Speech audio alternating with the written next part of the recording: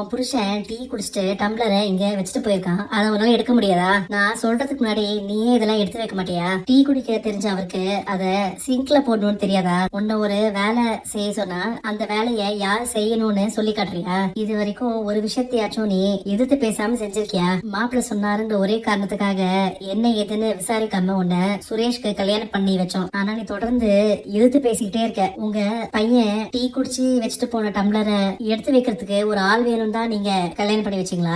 எல்லாம் உன்னோட அம்மாவை சொல்லணும். அவங்க உன்னை சரியாவே வளர்க்கல. எங்க அம்மா என்ன கரெக்டா தான் வளர்த்திருக்காங்க. நீங்க தான் உங்க பையனை சரியா வளர்க்கல. சாப்பிட்ட தட்டை எடுத்து போட மாட்டேங்கிறாரு. டீ குடிச்ச டம்ளரை அப்படியே வச்சுட்டு போறாரு. தலை தோட்டினா அந்த டவலை அப்படியே ஈரத்தோட பெட்ல போடுறாரு. அழுக்கு ட்ரெஸ் கூட லாண்ட்ரி பேஸ்கெட்ல போட மாட்டேங்கிறாரு. இந்த மாதிரி சின்ன சின்ன விஷயத்த கூட அவரு செய்ய மாட்டேங்கிறாரு. அப்படிதான் நீங்க உங்க பையனை வளர்த்து வச்சிருக்கீங்க. வேலைக்கு போற ஆம்பளைங்க அப்படி இப்படின்னு தான் இருப்பாங்க. இது வரைக்கும் யாருமே என்ன இப்படி மரியாதை குறைவா பேசினதே இல்ல. என்னை பார்த்து பிள்ளை வளர்க்கறதுலன்னு சொல்லிட்டு போறாளே, என் மாமியார் என்ன எப்படிலாம் பேசிட்டாங்க தெரியுமா? சரிங்க அத்தைங்கிற தவிர வேற ஒரு வார்த்தையும் வராது என் வாயில இருந்து. ஆனா இவன் என்ன எப்படிலாம் பேசுறான்னு பாரு மலரு. லட்சுமி, என்னாச்சு உனக்கு? அத்தைக்கு உடம்பு சரியில்லைன்னு சொல்லிட்டு இருக்காங்க மாமா. ஹாஸ்பிட்டலுக்கு கூப்பிட்டு பார்த்தேன், ஆனா வரமாட்டேங்கிறாங்க. இவ என்னை பார்த்து என்ன கேட்டா தெரியுமாங்க? நீ எல்லாம் ஒரு தாயான்னு கேக்குறா. சுரேஷ் நம்ம கேவலமா வளர்த்துருக்கோமா? அப்பா, அம்மாக்கு என்னாச்சு? உன் பொண்டாட்டி பேசின பேச்ச கேட்டு அம்மாக்கு உடம்பு முடியல. நீ சீக்கிரம் கிளம்பி வா. அத்தை வாங்க ஹாஸ்பிட்டல் போலாம். நான் எங்கேயும் வரமாட்டேன். இன்னைக்கு சுரேஷ் வரட்டும், ரெண்டுல ஒண்ணு